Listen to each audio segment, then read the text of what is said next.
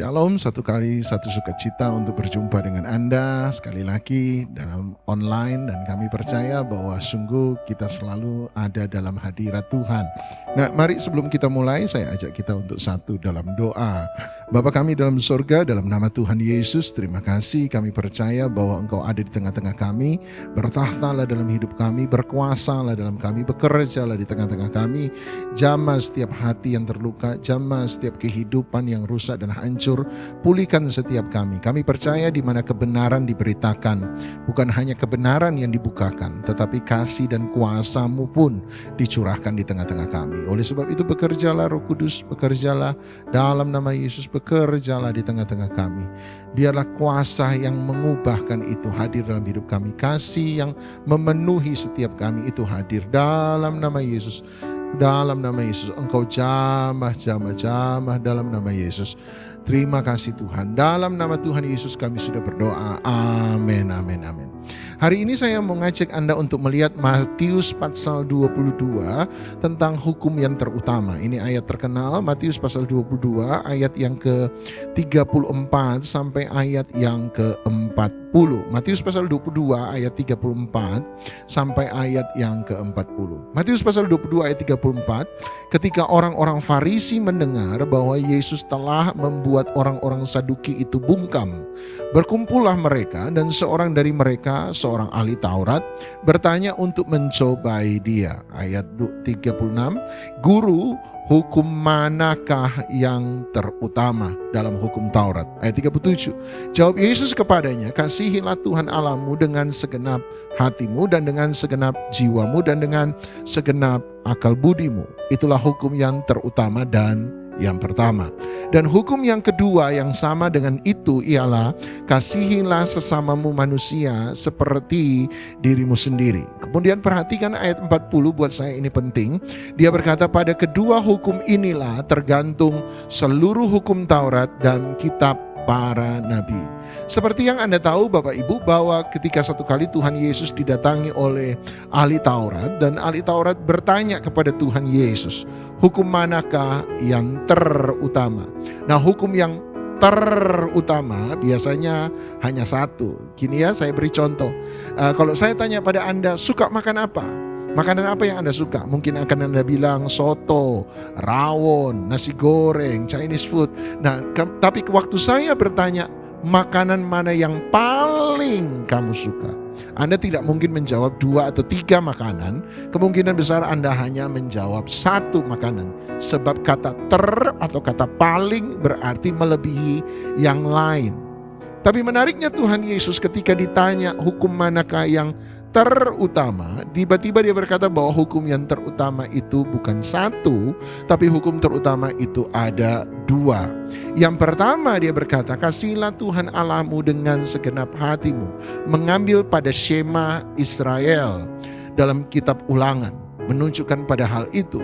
Kasihilah Tuhan Allahmu dengan segenap hatimu, segenap jiwamu, segenap kekuatanmu, segenap akal budimu. Tapi kemudian dia berkata, tetapi ada hukum terutama yang kedua yang sama dengan itu, ialah kasihilah sesamamu manusia seperti dirimu sendiri. Nah, yang menarik bagi saya, tiba-tiba Tuhan Yesus selesai mengatakan itu, dia kemudian berkata kepada mereka, pada kedua hukum inilah tergantung seluruh hukum Taurat dan kitab para nabi. Dan berarti Tuhan Yesus menggarisbawahi inilah hukum yang terutama. Tapi mari coba Anda pergi sebentar ke Matius 23 ayat yang ke-23. Matius pasal 23 ayat yang ke-23. Jadi Tuhan Yesus masih pada kerumunan yang sama, pada audiens atau pendengar yang sama, masih pada situasi yang sama, pada waktu yang sama, pada keadaan yang sama. Dan tiba-tiba dia mulai mengkoreksi banyak hal daripada orang-orang Farisi dan ahli Taurat. Dan perhatikan apa yang dia katakan. Salah satu yang dia katakan hari itu adalah Matius 23:23. Dia berkata, celakalah kamu hai ahli-ahli Taurat dan orang-orang Farisi, hai kamu orang-orang munafik, sebab persepuluhan dan selasi ada manis dan jintan kamu bayar, tetapi yang garis bawahi terpenting dalam hukum Taurat kamu abaikan, yaitu keadilan dan belas kasihan dan kesetiaan. Perhatikan, tiba-tiba dia berkata yang terpenting dalam hukum Taurat. Nah, Anda lihat Bapak Ibu, saya tidak tahu bagaimana dengan Anda, tetapi bagi saya kata yang terutama dalam hukum Taurat dan kata yang terpenting dalam hukum Taurat buat saya sama. Maaf kalau kita berbeda, tetapi menurut saya itu sama. Apa bedanya yang terpenting dalam hukum Taurat dan yang terutama dalam hukum Taurat? Nah, kalau Anda bisa menerima bahwa yang terpenting dan yang terutama itu sama, maka ini pertanyaannya. Perhatikan baik-baik. Mengapa di Matius 22 ketika dia berkata yang terutama dalam hukum Taurat, saya ganti dengan satu kata, kasihlah Tuhan Allahmu, kasihlah sama manusia seperti engkau mengasihi diri sendiri. Yang terutama dalam hukum Taurat adalah kasih. Tiba-tiba dalam Matius 23, ingat masih pada waktu yang sama, keadaan yang sama, audiens yang sama, pendengar yang sama. Tiba-tiba dia berkata yang terpenting dalam hukum Taurat, tiba-tiba dia katakan keadilan, belas kasihan dan kesetiaan. Jadi Anda perhatikan Bapak Ibu, seakan-akan mana yang benar? Mana yang benar? Hukum yang terutama itu kasih, ataukah yang terutama, istilahnya dia yang terpenting adalah keadilan, kesetiaan dan belas kasihan? Mana yang terutama? Justice, mercy dan faith. Mana yang benar? Kasih atau justice, mercy and faith? Keadilan, belas kasihan dan iman atau kesetiaan. Mana yang benar? Menurut saya kedua-duanya benar, sebab ini tafsiran saya. Wujud dari kasih itu bisa dan hanya bisa terlihat pada tiga hal ini, yaitu keadilan, belas kasihan dan kesetiaan. Keadilan, belas kasihan dan kesetiaan. Jadi kasih adalah sesuatu yang tidak bisa diukur seringkali. Saya tanya pada Anda, kalau Anda bilang sama saya, oh Pak Doni hebat ya, kasih Pak Doni pada Tuhan ini luar biasa.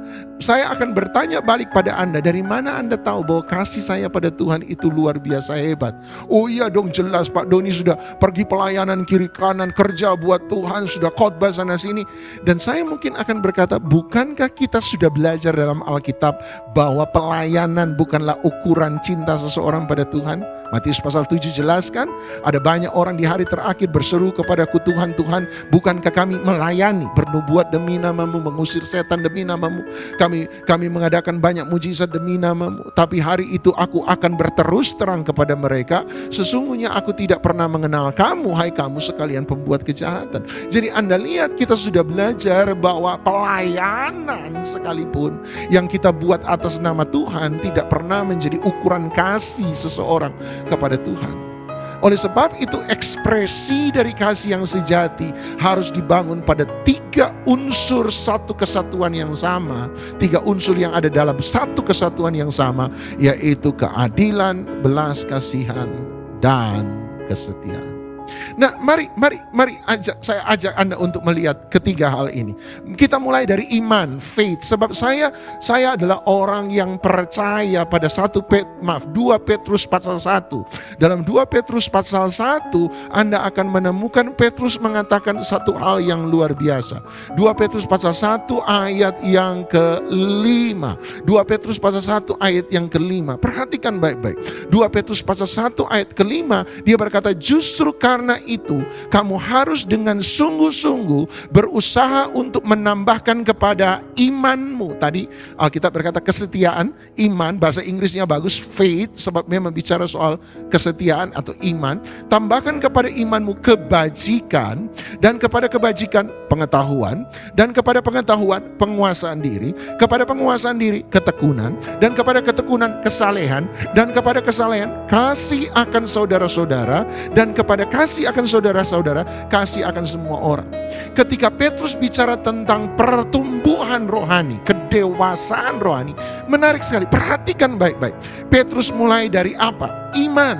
Dia mulai dari iman, tambahkan kepada imanmu kebajikan, kepada kebajikan pengetahuan, kepada pengetahuan pengendalian diri. Berarti dia mulai dari iman, kesetiaan kita kepada Tuhan, pengabdian kita kepada Tuhan, sesuatu yang kita beri untuk Tuhan, sesuatu yang kita lakukan karena kita tahu itu yang Tuhan mau, pengabdian saya kepada Tuhan. Dia mulai dengan iman, tetapi kemudian dia berkata tambahkan ini, tambahkan itu, tambahkan ini, tambahkan itu, dan dia tutup dengan satu level tertinggi. Apa itu? Kasih kepada saudara-saudara dan kasih kepada semua orang. Dan tolong diingat satu hal, bahwa kasih yang Petrus maksudkan tidak sama dengan berbuat baik. Sebab dalam 2 Petrus 1 ayat 5, perbuatan baik itu pada level kedua. Tambahkan kepada imanmu kebajikan. Baru kemudian berkata tambahkan kepada kebajikan pengetahuan, tambahkan pada pengetahuan pengendalian diri. Anda lihat, jadi kasih bukan sekedar berbuat baik, kasih lebih daripada sekedar perbuatan baik. Kasih adalah sesuatu yang menggerakkan kita, kata Paulus. Kasih adalah motivasi pendorong seseorang. Itu sebabnya Tuhan Yesus kemudian berkata, ekspresi dari kasih itu 3. 1, iman menjadi dasar, menjadi titik mulanya, titik startnya. Keadilan, kasih yang dia maksudkan untuk semua orang adalah keadilan. Sebab arti kata keadilan, sedekah dalam bahasa Ibrani, mudah dipahami oleh kita orang Indonesia. Kenapa saya katakan mudah dipahami oleh kita orang Indonesia? Sebab bahasa Ibrani kuno diserap oleh bahasa Arab modern, dan kemudian diserap oleh bahasa Indonesia menjadi kata sedekah. Sedekah dalam keadilan yang dikatakan Matius 23 ayat 23 adalah sedekah. Apa itu sedekah? Sedekah berarti saya memberi sesuatu dari apa yang saya miliki dan saya membagikannya kepada orang lain supaya mereka juga bisa merasakan apa yang kita rasakan. Sekali lagi, ketika dia bicara soal keadilan, sedekah atau sedekah dalam bahasa Indonesia, itu bicara tentang bagaimana kita mengambil sebagian dari apa yang kita miliki dan kita tidak pakai untuk diri kita sendiri, tetapi kita bagikan kepada orang lain yang berkekurangan supaya mereka bisa menikmati apa yang Anda dan saya pun nikmati. Coba Anda masih ingat cerita perumpamaan Tuhan Yesus tentang Lazarus, orang miskin dan orang kaya? Anda masih ingat? Yang menarik adalah dalam cerita itu ada banyak hal yang menarik, Bapak Ibu. Anda perlu baca kembali. Buat saya salah satu yang menarik adalah ketika budaya Ibrani hari itu, budaya Alkitab, di mana mereka yang berhasil, mereka yang sukses, mereka yang diberkati adalah mereka yang dipandang. Sementara mereka yang gagal, mereka yang miskin, mereka yang terpuruk seringkali tidak dipandang. Kalau Anda baca dalam Alkitab, mereka yang berhasil lah yang namanya disebut. Seringkali mereka yang gagal namanya tidak terlalu disebut. Misalnya wanita pendarahan 12 tahun. Siapa yang tahu nama wanita pendarahan 12 tahun? Tidak ada yang tahu. Ada yang menarik juga, kisah tentang 10 orang kusta yang disembuhkan oleh Yesus. Siapa yang tahu nama mereka? Di kemudian hari nanti setelah mereka sembuh, ada muncul satu nama, Simon bekas orang kusta. Setelah dia sembuh, baru nama itu kemudian diberi. Kita pernah mendengar nama Bartimeus, tetapi jujur bagi kita yang belajar Alkitab, kita tahu bahwa Bartimeus bukanlah nama. Bartimeus arti bar, anak, Timeus berarti Timeus. Yang terkenal yang disebut namanya ayahnya, bukan orangnya. Artinya satu titik mungkin Bartimeus, anak Om Timeus ini pernah punya keluarga yang sukses, berhasil, dan kaya. Itu sebabnya Timeus dikenal namanya oleh orang banyak.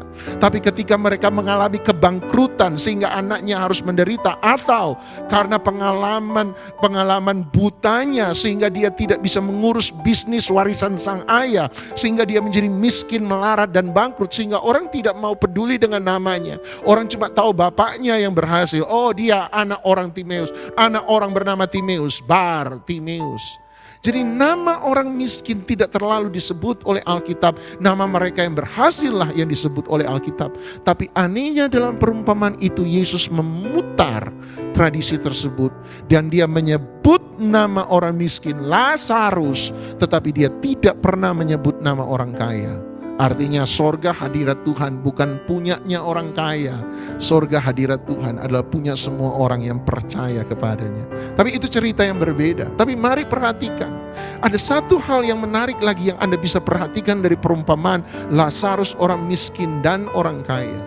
Ketika mereka mati, tiba-tiba ditemukan orang kaya ada pada tempat yang disebut dunia orang mati yang menderita. Sementara Lazarus orang miskin ada di pangkuan Abraham. Dan apa alasan dalam percakapan itu kalau Anda baca sekali lagi, apa alasan orang kaya itu ada di dunia orang mati yang menderita, sementara Lazarus ada di pangkuan Abraham? Apa alasannya? Abraham menyatakan dengan sangat jelas, sebab ketika engkau masih hidup, engkau berfoya-foya dengan segala hal, engkau bersenang-senang tanpa pernah mau peduli dengan orang di sekitarmu. Ada Lazarus orang miskin. Engkau ketemu dia tiap hari, tetapi engkau tidak sedekah, engkau tidak bersedekah, memberi keadilan, memberi sesuatu yang orang itu juga bisa nikmati dari apa yang engkau nikmati. Bersedekah buat saya, melakukan keadilan bukan berarti Anda makan steak, maka orang miskin juga harus di sebelah Anda harus ikut makan steak. Saya pikir tidak begitu. Artinya kalau Anda punya cukup uang untuk makan di restoran yang mahal, paling tidak Anda bisa menyisihkan sedikit supaya orang yang berkekurangan pun paling tidak, bukan supaya bisa makan mahal, tetapi paling tidak mereka bisa mengenyangkan perut. Sama-sama kamu makan mahal, perut kenyang, dia makan seadanya tapi perutnya juga kenyang. That's justice, itulah keadilan. Sedekah. Jadi tujuan dari iman ada pada keadilan. Tujuan dari personal salvation, keselamatan pribadi, ada pada communal salvation. Perubahan sebuah sistem di mana kehidupan dunia yang kita tinggali menjadi lebih baik daripada sebelumnya. Tapi tiba-tiba kita belajar bahwa yang mendorong kita dari iman kepada kasih, yang mendorong kita dari iman kepada keadilan, sedekah adalah tenaga motivasinya adalah keset belas kasihan, bicara tentang kasih karunia Tuhan, kasih kesetiaan Tuhan. Anda masih ingat tadi cerita tentang Bartimeus? Ketika Bartimeus berjumpa dengan Yesus dan berseru, Yesus anak Daud, dia berkata, kasihanilah aku. Kata kasihanilah aku dalam beberapa translasi Ibrani mereka menggunakan kata hesed. Ingatlah kepada perjanjianmu demi kasih setiamu ya Tuhan. Anda lihat, buat saya ini yang penting, bagaimana kita mengubah dari iman kepada keadilan yang didorong oleh perjanjian kita dengan Tuhan, kasih Tuhan, belas kasihan Tuhan dalam hidup kita. Oleh sebab itu berkali-kali hari ini saya selalu mengingatkan semua orang, ingat baik-baik. Tujuan mengapa Tuhan menciptakan kita, tujuan mengapa kita dipanggil, mengapa kita diselamatkan, buat saya satu, supaya kita bisa menjadi berkat bagi semua orang. Tuhan Yesus sementara menantang orang Farisi hari itu dan berkata, persepuluhan atas nama Tuhan engkau tidak lupakan. Bukan berarti tidak boleh dan tidak bagus, bukan. Tapi persoalannya adalah engkau melakukan itu semua, tetapi persoalan engkau memberi keadilan kepada orang lain tidak. Anda masih ingat tentang Matius 25? Tadi saya ingatkan Anda tentang Lazarus orang miskin. Bagaimana dengan Matius 25? Apa standar pemisahan antara kambing dan domba? Apa standar pemisahan antara kambing dan domba? Kambing dan domba suaranya sama, sama-sama percayalah. Tapi apa standar Tuhan memisahkan? Ini si kambing, ini si domba. Apa dasarnya? Baca Matius 25. Sederhana, standar pemisahannya adalah waktu aku lapar engkau beri aku makan atau tidak. Waktu aku haus engkau beri aku minum atau tidak. Waktu aku telanjang engkau beri aku pakaian atau tidak. Waktu aku di penjara, waktu aku sakit, apakah engkau mengunjungi aku atau tidak. Standar pemisahan Tuhan antara kambing dan domba jelas hanya terletak pada satu hal, keadilan. keadilan, sedekah, kebenaran, kesetiaan, iman yang didorong oleh belas kasihan. Seringkali kita punya iman, tetapi iman kita menjadi begitu dingin, menjadi kaku. Dan akhirnya sama seperti orang Farisi, kita beragama tanpa peduli dengan orang lain. Bukankah itu yang menjadi kritik Tuhan Yesus dari perumpamaan orang Samaria yang baik hati? Dia secara sengaja memilih perumpamaan itu dan secara sengaja mengambil tokoh-tokoh yang diumpamakan, orang Lewi, orang imam. Dia sengaja mengambil contoh orang beragama, sebab dia mengatakan ini kritik terhadap agama hari itu adalah engkau mencoba mendekati Tuhan tanpa peduli dengan orang lain. Ini cocok dengan hukum yang terutama, bukan? Bahwa hukum terutama bukan cuma satu, mengasihi Tuhan. Tapi kasih pada Tuhan hanya bisa dilihat dari kasih kita kepada manusia dan diri sendiri. Dimanapun Anda berada, ini pesan yang saya pikir kuat sekali Tuhan taruh dalam hati saya. Bahkan dalam percakapan-percakapan dengan teman-teman saya mengingatkan hari ini, yuk kembali pada pemikiran yang benar ini. Bahwa kita diciptakan bukan hanya sekedar supaya saya selamat, bukan hanya supaya keluarga saya selamat, bukan hanya supaya keluarga kami baik, bukan hanya supaya setelah saya mati saya masuk surga. Bukan, tujuan Tuhan buat kerajaannya adalah bukan supaya Anda dan saya masuk surga. Surga yang kita maksudkan adalah upah, adalah hadiah dari pengiringan kita pada Tuhan. Itu bukan tujuan, itu hanyalah sampingan, itu hanyalah hasil dari. Itu hasil dari pengiringan kita pada Tuhan. Itu sebabnya kita menemukan sorga. Di mana dia berada, kita berada. Tapi tujuannya adalah bukan masuk sorga. Tujuannya adalah bagaimana menghadirkan sorga di muka bumi. Bukankah itu doa Bapa kami ketika dia berkata, datanglah kerajaanmu, jadilah kehendakmu di bumi seperti di sorga. Tujuan keselamatan bukan masuk surga. Itu hasil dari orang yang diselamatkan. Itu upah dari orang yang diselamatkan. Tapi tujuan keselamatan adalah menghadirkan kerajaan surga di muka bumi. Bukankah itu doa Tuhan Yesus? Bukankah itu kerinduan Anda baca Alkitab? Bahkan saya mau ajak Anda cari kata kebenaran dan keadilan dan belas kasihan dalam Alkitab. Anda akan lihat betapa muncul begitu banyak. Bicara tentang misfat, bicara tentang kesetiaan atau iman. Bicara tentang sedekah, bicara tentang keadilan. Bicara soal chesed, bicara tentang kasih karunia, belas kasihan. Periksa, Anda akan temukan ada begitu banyak ayat yang muncul. Sebab jangan-jangan itulah tujuan gereja yang sesungguhnya. Tujuan mengapa bukan hanya gereja, tapi mengapa kita diciptakan di muka bumi. Supaya kita menjadi berkat bagi seluruh ciptaan. Saya tantang Anda untuk berpikir ulang tentang perumpamaan Lazarus orang miskin. Tentang perumpamaan Matius 25. Tentang perumpamaan tentang orang Samaria yang baik hati. Perhatikan setiap perumpamaan yang Yesus pakai. Hampir semuanya mengingatkan kepada kita tentang tiga hal ini. Misfat atau iman kesetiaan. Sedekah keadilan.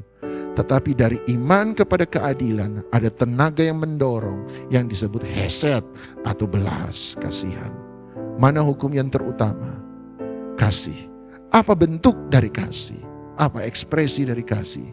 Seperti 2 Petrus 1 ayat 5. Dimulai dari iman, didorong oleh belas kasihan, diakhiri dengan kasih kepada saudara-saudara, dan kasih kepada semua orang. Selamat menjadi pemberi, selamat menjadi penabur, selamat menjadi orang yang memberkati orang lain. Bukan hanya lewat keuangan. Kalau lewat keuangan Anda bisa, lakukan itu. Tapi lewat kata-kata yang menguatkan Anda bisa, lakukan itu. Kalau lewat senyum dan sapaan bisa memberkati orang, lakukan itu. Kalau Anda bisa mendoakan orang, lakukan itu. Dan Anda akan lihat bahwa dunia di sekitar Anda bukan dunia yang dipenuhi dengan kegelapan, tapi dunia yang diterangi oleh terang kemuliaan Allah. Anda ingat Matius 5, apabila orang melihat perbuatan yang baik, maka mereka akan memuliakan Bapamu yang di sorga. Luar biasa. Orang lihat Anda berbuat baik, Tapi siapa yang mereka muliakan? Mereka bukan memuliakan Anda, tapi mereka memuliakan Tuhan yang ada di dalam Anda.